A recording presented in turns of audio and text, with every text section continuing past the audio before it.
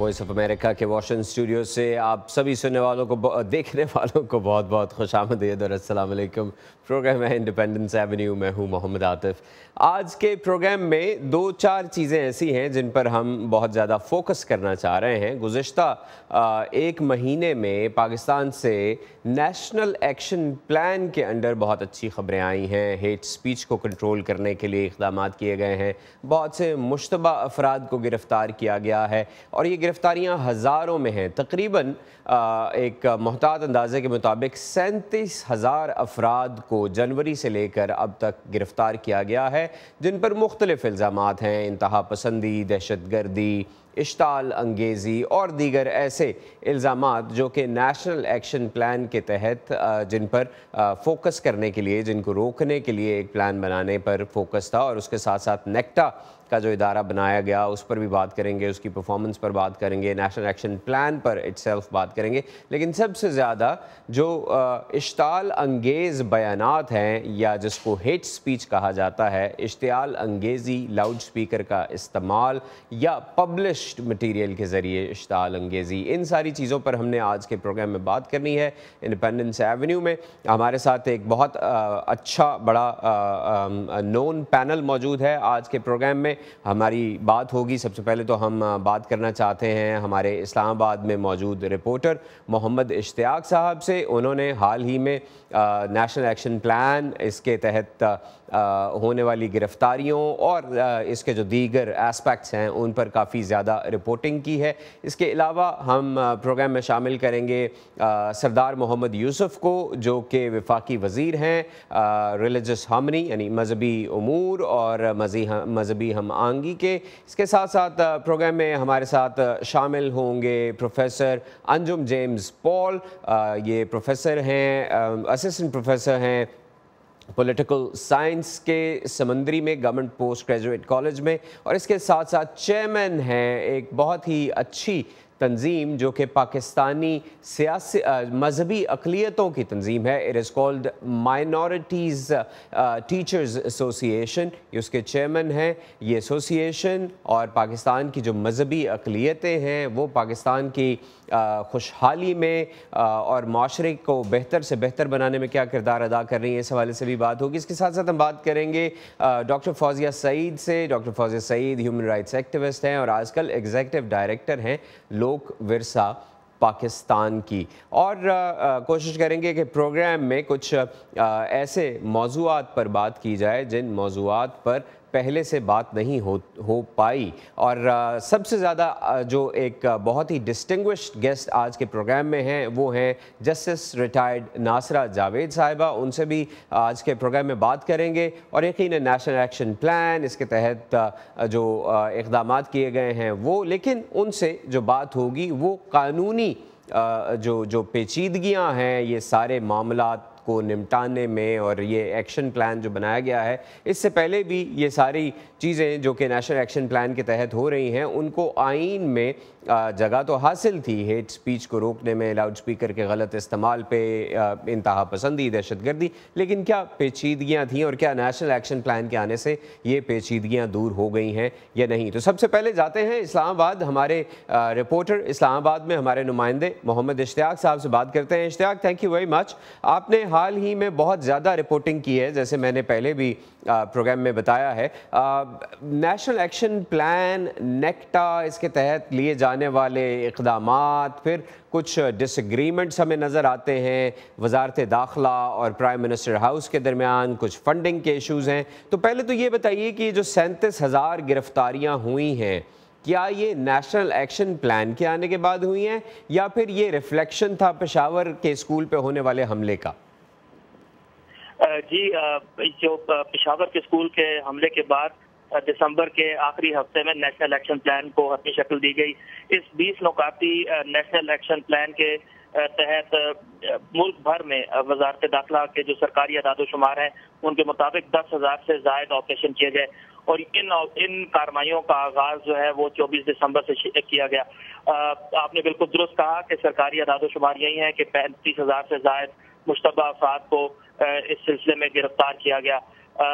ان گرفتاریوں میں وہ گرفتاریاں بھی شامل ہیں جو کہ لاؤڈ اسپیکر کا غلط استعمال یا اشتعال انگیز بیانات، نفرت انگیز اشتہار یا مواد جو اس کی اشاعت ہے وہ لوگ بھی شامل ہیں۔ تو یہ تمام تر گرفتاریاں اسی نیشنل ایکشن پلان کے تحت کی گئیں، اور یہ نیشنل ایکشن پلان آپ نے بالکل درست اشارہ فرمایا کہ جو پشاور میں اسکول پر حملہ ہوا تھا، آرمی پبلک اسکول پر، اس کے بعد یہ ترتیب دیا گیا۔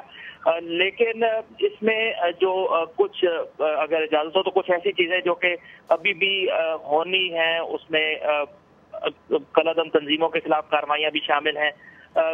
کوئی 70 سے زائد کالعدم تنظیمیں سرکاری اعداد و شمار کے مطابق وہ لسٹ میں ہیں جن کو کالعدم قرار دیا گیا ہے۔ درجن بھر ایسی ہیں جن کی نگرانی، کڑی نگرانی کی جا رہی ہے، لیکن ان تنظیموں کے خلاف براہ راست کوئی کارروائی نہیں کی گئی ہے۔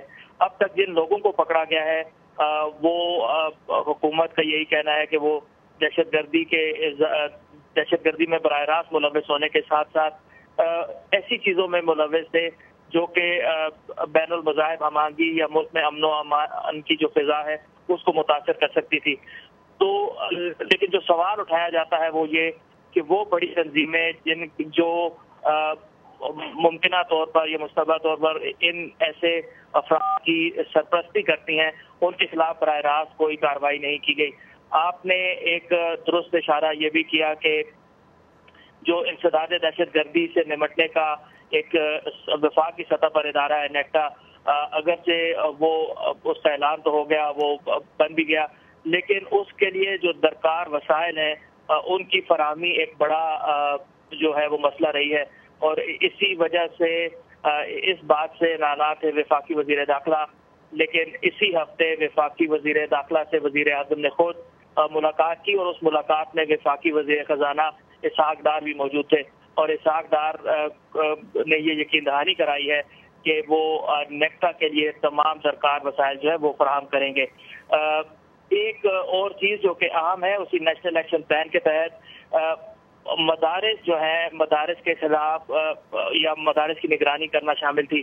اشتیاق، مدارس کے بارے میں تو کسی کو پتہ ہی نہیں ہے کہ ہیں کتنے، مطلب ایک اتنا عجیب سا نمبر میں نے پڑھا ہے، 12,000 سے لے کر 29,000 تک کے درمیان ہو سکتے ہیں۔ یعنی یہ تو انتہا ہو گئی نااہلی کی اور لا علمی کی اور غیر ذمہ داری کی کہ 12 سے 13,000 ہو سکتے ہیں، 12 سے 15,000 ہو سکتے ہیں، 12 سے 29,000 کے درمیان کہیں بھی ہو سکتے ہیں۔ یہ سارے ادارے جو اتنے عرصے سے 10 سالوں سے کام کر رہے ہیں، اب چلیے نیکٹا تو ابھی بنایا جا رہا ہے اور نیشنل ایکشن پلان تو ابھی آیا ہے، لیکن اس سے پہلے کتنے ادارے ہیں انٹیلیجنس کے، پولیسنگ کے؟ کیا انہوں نے کبھی یہ کوشش نہیں کی کہ وہ یہ جاننے کی کوشش کریں کہ ایسے کون سے مدارس ہیں ملک کے اندر جو کہ ان رجسٹرڈ ہیں، despite of what ever they are doing, چاہے وہ کچھ بھی کر رہے ہوں، لیکن حکومت کی یہ ذمہ داری ہے کہ اس کو پتہ ہو کہ ملک میں کہاں کہاں مدارس آپریٹ کر رہے ہیں یا کہاں کہاں ایسی سینکچوریز بنی ہوئی ہیں جو مدارس کے نام پر دہشت گردی کو پروموٹ کرنے کی کوشش کر رہی ہیں۔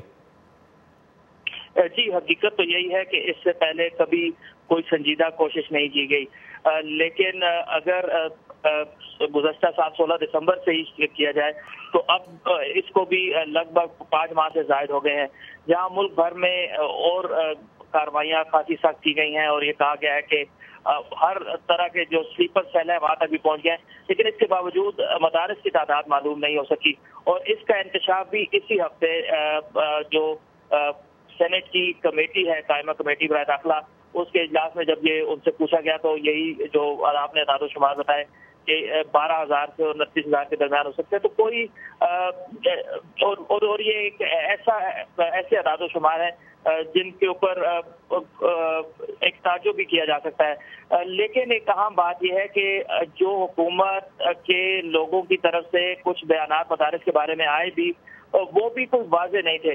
یہ کہا جاتا رہا پہلے کہ ہم مدارس کی نگرانی کریں گے، اور پھر اس کی تصحیح کی بار بار کی جاتی رہی، وضاحت کرتے رہے اعلیٰ عہدیدار جن میں خود وزیر داخلہ بھی شامل ہیں کہ یہ تعداد بہت کم ہے، اور یہ کوئی تمام مدارس نہیں ہے، زیادہ تر مدارس اچھا کام کر رہے ہیں۔ تو اور جن مدارس کے بارے میں کہا جاتا ہے کہ وہاں پر ان پر شبہ ہے کہ وہاں جو دہشت گردی میں ملوث لوگ ہیں ان سے جڑنے کا، تو ان کی بھی نشاندہی نہیں کی گئی ہے. ابھی تک کسی اشتیاق میں واپس آپ کے پاس آتا ہوں، لیکن میں جانا چاہتا ہوں جسٹس ناصرہ اقبال کی طرف. جسٹس صاحبہ بہت شکریہ ہمارے لیے وقت نکالنے کا. ابھی جیسے ہم نے بات کی کہ یہ سارے قوانین پاکستان کے آئین میں انتہا پسندی، دہشت گردی، پاکستان کے قوانین میں انتہا پسندی، دہشت گردی، اشتعال انگیزی، اس سب کے خلاف کلیئر ڈائریکشنز موجود ہیں، لیکن ان کو امپلیمنٹ کرنے کے لیے ہر مرتبہ پرائم منسٹر ہاؤس کی طرف سے ایک آرڈر کیوں چاہیے ہوتا ہے؟ کیا خامیاں ہیں پولیسنگ میں، لا انفورسمنٹ میں، کہ یہ چیزیں پنپتی رہتی ہیں اور پھر یہ بم پھوٹتا ہے اور اس کے بعد ہمیں یاد آتا ہے کہ ہم نے ان ساری چیزوں کو بڑھنے دیا؟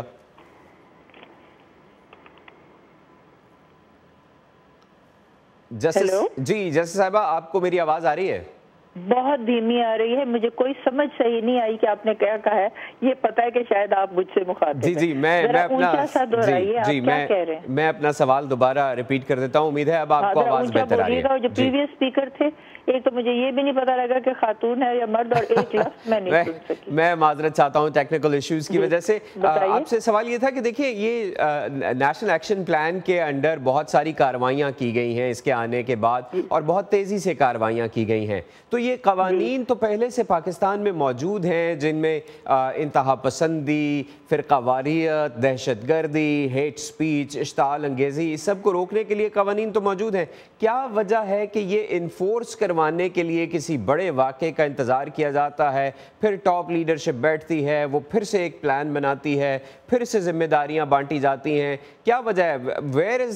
where the system is broken کہ یہ ساری چیزیں ایک دم سے ختم ہو جاتی ہیں اور پھر کچھ عرصے کے لیے آتی ہیں؟ مجھے تو اس کے پہلو کچھ ایسے نظر آتے ہیں کہ حکومت خود اتنی دلیر نہیں ہے جتنا ان کو ہونا چاہیے، اور نہ وہ اس قسم کی ہینڈز آن ہے. ایک تو دیکھیے ہر ایک نے پالا ہوا ہے اپنا دہشت گرد پروسکرائبڈ آرگنائزیشن. دوسروں کی ان کو چاہے نظر آئیں گی، اپنی ٹھیک نظر آئیں گی، یہ بین نہیں ہوئی. دوسری بات ہے جو ہمارے یہاں ہزاروں کی تعداد میں مدارس جو ہیں اسپرنگ اپ کیے ہیں، جس میں بہت سارے فورن انویسٹمنٹ بھی آئی ہے. نہ ہم ان کے فورن فنڈنگ کو کر سکے ہیں کنٹرول، نہ ہم ان کے کریکولا کو کنٹرول کر سکے ہیں، نہ وہ آپ کو سبمٹ کرتے ہیں اسکروٹنی. اگر کوئی وزیر بات کرتا ہے تو اس کے اوپر توہین ناموس رسالت لگنے لگتی ہے. تو we have been held hostage by all these factors. یہ جو آپ نے تو وزیر صاحب کی بات کی، یہ جو آپ نے وزیر صاحب کی بات کی جیسے صاحبہ، ایف آئی میں جیسے صاحبہ آپ نے وزیر صاحب کی بات کی کہ ان کے اوپر توہین رسالت کا الزام لگا دیا جاتا ہے. یعنی پاکستان میں جہاں ہم ایک کو ایگزسٹنس کو پروموٹ کرنے کی کوشش کر رہے ہیں، ایک وفاقی وزیر کو یا کہ کلیریفیکیشن دینی پڑتی ہے کہ نہیں جی میرا تعلق احمدی فرقے سے نہیں ہے، میں تو اہل سنت ہوں. یعنی ہر وہ شخص جو کسی بھی طرح سے ایک غلط نظام کو تبدیل کرنے کی کوشش کرے گا تو ہم اس پر ایسے الزامات لگائیں گے. اور کیا احمدی پاکستانی نہیں ہے؟ For example, for that matter, اگر وزیر اطلاعات سنی نہ بھی ہوتا اور احمدی ہوتا تو کیا یہ جرم ہے؟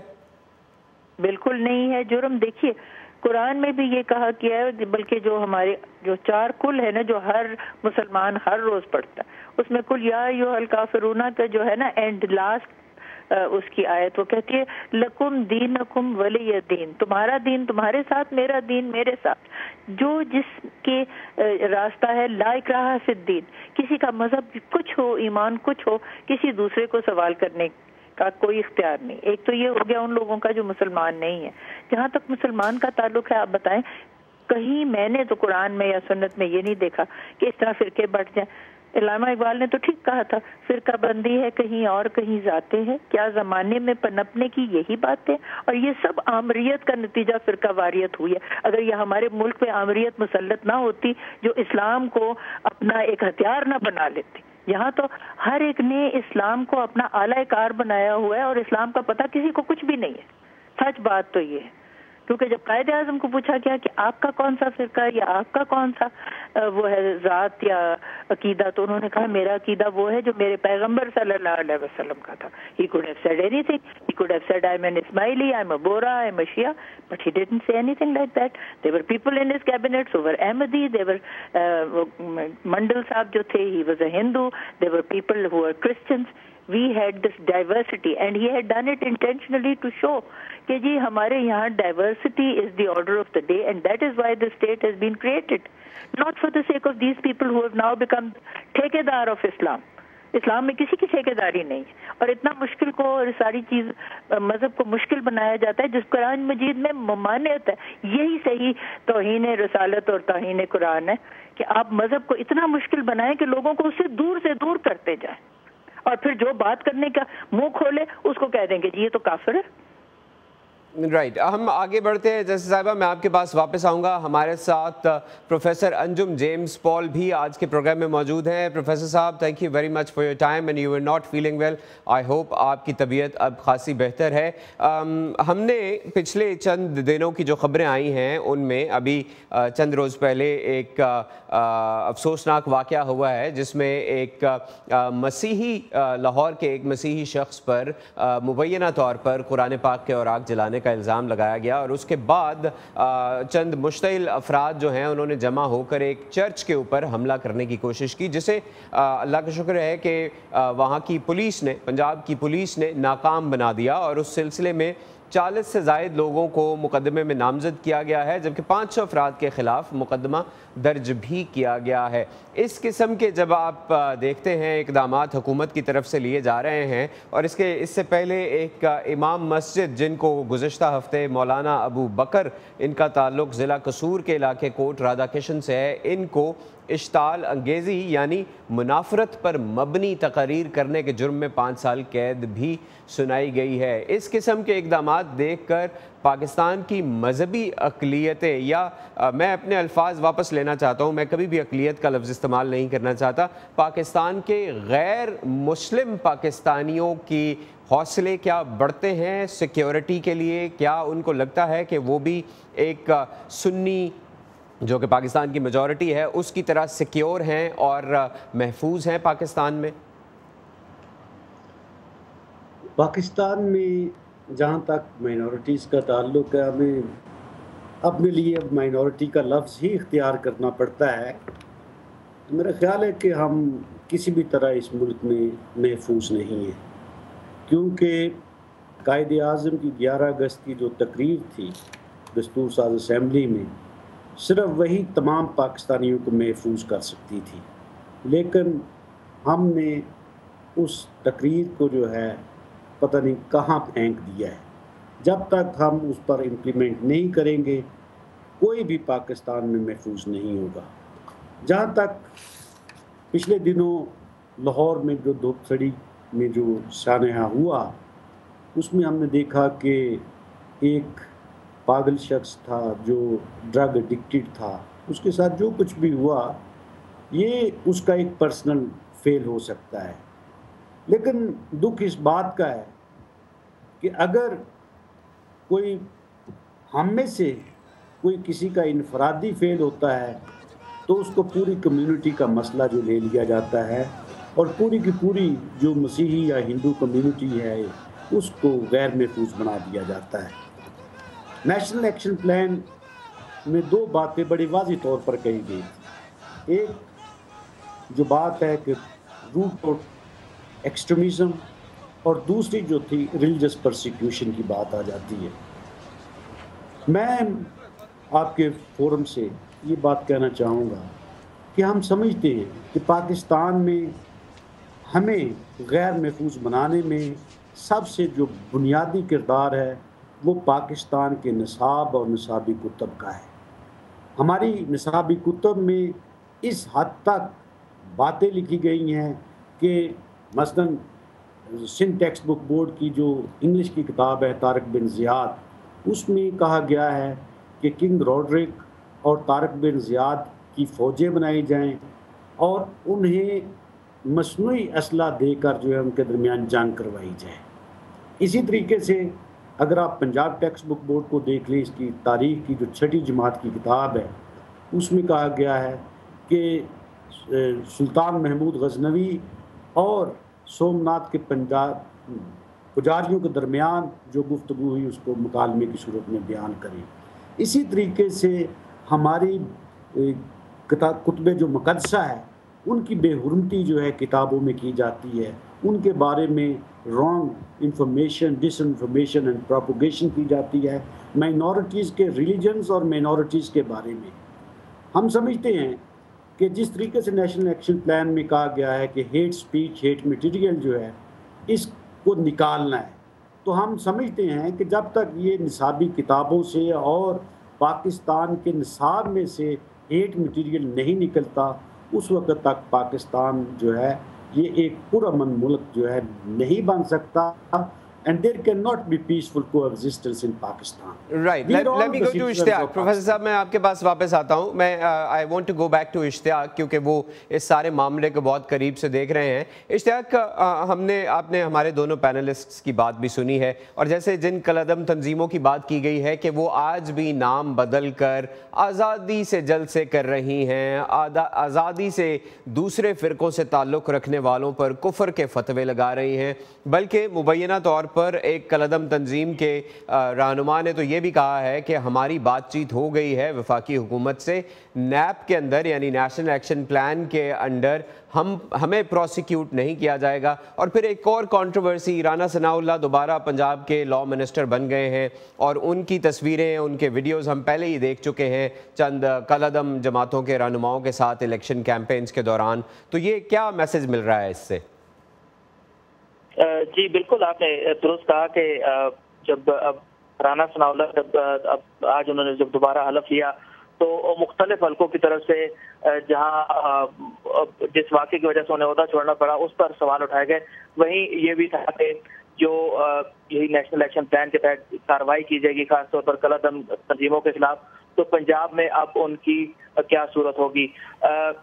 پاکستان میں یہ جس طرح میں نے پہلے بھی عرض کیا کہ نیشنل ایکشن پلان کے تحت اعلانات اور جہاں دیگر چیزوں کے بارے میں ہوئے، وہیں کالعدم تنظیموں کے بارے میں بھی کہا گیا، لیکن یہاں جو تعجب کی بات ہے یا جس پر تشویش ہو سکتی ہے مختلف حلقوں کو، وہ یہ کہ کسی بھی کالعدم تنظیم کا نام لے کر، اس کی قیادت کا نام لے کر ان کے خلاف باقاعدہ کارروائی نہیں کی گئی۔ یہ جب بات طور پر پاکستان وزارت داخلہ اور پھر وزارت خارجہ سے بھی جب پوچھی جاتی ہے کہ ایسی تنظیمیں جن پر اقوام متحدہ بھی پابندی عائد کر چکے ہیں یا ایسی شخصیات کے بارے میں، تو کیا کیا جا رہا ہے، تو اس کا جواب یہ دیا جاتا ہے کے لیے اقوام متحدہ کے چارٹر کے تحت ان کے جو اثاثے ہیں انہیں منجمد کرنا ضروری ہے، ان تک اسلحے کی فراہمی روکنے پر پابندی ہے، اور ان کے بیرون ملک سفر کرنے پر پابندی ہے۔ لیکن یہ تنظیمیں بہت ساری ایسی ہیں جن میں سے بہت ساری قیادت جو کہ شاید پاکستان سے کئی سالوں کے دوران ملک سے باہر نہیں گئی، صرف لیکن اندرون ملک ان کے سفر پر پابندی، لوگوں سے رابطے پر پابندی، اس پر کسی طرح کی قدغن ابھی تک نہیں لگائی گئی ہے۔ تو یہ خود بہت بڑا سوالیہ نشان ہے۔ پھر ہمارے جو پڑوسی ملک ہے اس کی طرف سے بھی خاص طور پر جو ذکی الرحمان لکھوی کی جو رہائی ہوئی اور اس پر بھی خاصا سوال تشویش کی گئی، تشویش کا اظہار کیا گیا۔ تو کالعدم تنظیموں کے خلاف براہ راست کارروائی کوئی نہیں کی گئی، اور یہاں یہ بھی کہا جاتا ہے کہ جب پنجاب کے وزیر داخلہ سے جب ہوم منسٹر سے یہ پوچھا گیا کہ ان کے خلاف کارروائی کب ہوگی، تو ان کا کہنا تھا کہ ایک ہی وقت میں تمام آگ نہیں کھولے جا سکتے اور ہم رفتہ رفتہ ان کی طرف جائیں گے۔ تو یہ وہ کچھ نتائج ہیں، کچھ خامیاں ہیں جن کا مختلف حلقوں کی طرف سے ان کی نشاندہی کی جاتی رہی ہے، اور حکومت سے یہ کہا جاتا رہا ہے کہ اگر آپ کو اس قومی انسداد دہشت گردی کے قومی لائحہ عمل پر عمل درآمد کرنا ہے یا اس پر عمل درآمد کو یقینی بنانا ہے، تو اس کا آغاز انہی لوگوں سے کرنا ہوگا جو کہ ہمارے شہروں میں موجود ہیں۔ رائٹ، جسٹس ناصرہ صاحبہ، حکومت کا ایک یہ ریزن دینا کہ ایک ہی وقت میں سارے محاذوں پر لڑائی نہیں کھولی جا سکتی، کچھ حد تک دس ایکسکیوز از ایکسیپٹیبل۔ پاکستان کی جو لا انفورسمنٹ ایجنسیز ہیں ان کے پاس اتنے وسائل نہیں ہیں کہ وہ پورے ملک میں بیک وقت ایک میجر آپریشن کریں تمام ایکسٹریمسٹ نظریات کی تنظیموں کے خلاف. لیکن جہاں پر ہو رہا ہے, نیشنل ایکشن پلان کی طرف واپس آتے ہیں. نیشنل ایکشن پلان کے تحت پولیسنگ کو امپروو کیا جانا بہت ضروری ہے. 6 مہینے گزر چکے ہیں, پولیسنگ کو امپروو نہیں کیا گیا ہے. بحیثیت ایک قانون دان اور ایک تجزیہ کار, کیا پولیسنگ کو امپروو کرنے کے لیے پاکستان کے پاس وسائل موجود نہیں ہیں, یا پھر پاکستان آج بھی اسی دور میں رہ رہا ہے کہ جب بھی کوئی ڈیزاسٹر ہوگا تو ملٹری آ کے اس ڈیزاسٹر کو کنٹرول کر لے گی اور اس کے بعد پولیس کے حوالے کر دیا جائے گا, اور پولیس میں کیپیسٹی بلڈنگ نہیں کی جا رہی؟ اس کے لیے کیا کیا جانا چاہیے؟ آپ نے بالکل صحیح فرمایا کہ جس وقت یہاں کوئی ڈیزاسٹر ہوتا ہے تو اس میں ہم فوج کے اوپر اپنا آسرا رکھتے ہیں کہ یہی آ کے کچھ کرے گی, اور جہاں تک پولیس کا تو ذکر ہی نہیں ہے نیشنل ایکشن پلان میں کہ ان کو ہم نے کیسے امپروو کرنا ہے. حالانکہ سیکیورٹی یہاں پہ انٹرنل اور لا اینڈ آرڈر تو ہے ہی کام ان کا.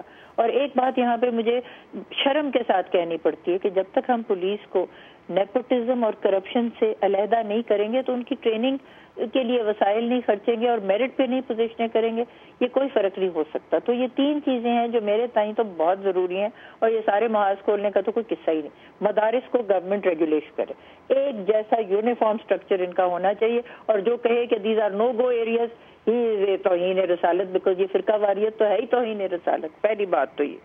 دوسری بات یہ ہے کہ جو باہر سے فورن فنڈنگ ان مدارس کو آ رہی ہے اس کو بالکل بند کر دینا چاہیے. اب یہ مجھے نہیں معلوم کیوں نہیں ہوتا. اور تیسری بات یہ ہے کہ جہاں تک پولیس کے لیے وسائل نہیں ہے, سڑکیں بنانے کے لیے 4 اور 10 ایونیوز کی اور 100 پل بنانے کے لیے اگر ہمارے پاس ہو, یہ ہیومن ریسورس کے اوپر انویسٹمنٹ کرنی اور سوشل سیکٹر میں ٹریننگ بھی اور ایجوکیشن کرنا, جو ہمارے 5 کروڑ بچے پنجاب میں ہی بغیر تعلیم کے پھر رہے ہیں, ان چیزوں پہ ہماری پرائیورٹائزیشن نہیں ہے.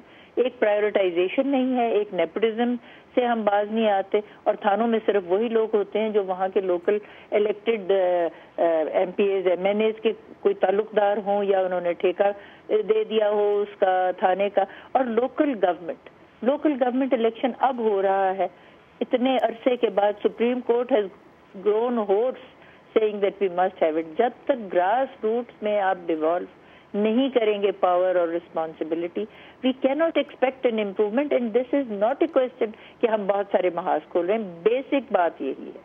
جیسے صاحب لوکل گورنمنٹس کی آپ نے بات کی ہے, very quickly if you could also brief our viewers کہ کیا فرق پڑتا ہے کہ لوکل باڈیز الیکشنز جماعتی بنیادوں پہ ہوں یا غیر جماعتی بنیادوں پر؟ اس سے فرق کیا پڑتا ہے؟ کیا لوکل باڈیز الیکشنز جماعتی بنیادوں پر نہیں ہو سکتے یا نہیں ہونے چاہیے؟ میرے تائیں اب یہ دیکھیں میرا ذاتی ہے رویہ یا میرا ذاتی اوپینین ہے کہ لوکل گورنمنٹ الیکشنز کو جماعتی بنیادوں میں کرنے میں کوئی امر مانے نہیں ہے, اور ہونے بھی چاہیے. دیکھیں منظم تبھی ہو سکتے ہیں لوگ اور ووٹر جب جو ہیں یہ جماعتی بنیادوں پہ ہو, لوگوں کو پتہ ہو کہ ان کا مینیفیسٹو کیا ہے, لارجر ان کا پکچر کیا ہے نیشنل پالیسی کے لیے, اور اس کے ساتھ یہ لوکل گورنمنٹ کے لیول پہ ڈیولیوشن میں کیا کرنا چاہتے ہیں. مسئلہ یہ ہے کہ اگر غیر جماعتی کریں گے تو جو جماعتیں اقتدار میں ہیں وہ بیک ڈور سے کوشش کریں گی آنے کی, اور اگر وہ کام کر رہی ہیں ایٹ دا سینٹر اور وہ اگر جماعت میں کرائیں گی اور ان کو ووٹ آئے گا تو it will strengthen their position. لیکن یہاں پہ ہماری لیک آف فورسائٹ, ڈسٹرسٹ بہت زیادہ ہے. اور تیسری بات یہ ہے کہ یہ انٹالرنس بہت ہے, intolerance, distrust and lack of vision. This is lacking in our leadership, unfortunately, and I don't see جیسے صاحبہ میں بہت معذرت چاہتا ہوں, مجھے آپ کو یہاں روکنا پڑے گا, ہمارے پروگرام کا وقت جیسے صاحبہ ختم ہو رہا ہے, اس لیے مجھے بہت معذرت کے ساتھ آپ کو روکنا ہوگا اور آپ سے اجازت لینی ہوگی. لیکن آپ کی شرکت کا میں بہت مشکور ہوں. اس کے ساتھ ساتھ پروفیسر انجم آپ کی شرکت کا, انجم جیمز پو صاحب آپ کی شرکت کا, اور ساتھ ساتھ محمد اشتیاق آپ نے ہمیں اسلام آباد سے جوائن کیا. آپ تینوں مہمانوں کا بہت شکریہ. آج کے انڈیپینڈنس ایونیو کے ختم ہونے کا وقت ہے, مجھے اجازت دیجیے, اگلے ہفتے آپ سے پھر ملاقات ہوگی. اپنا خیال رکھیے گا, اللہ حافظ.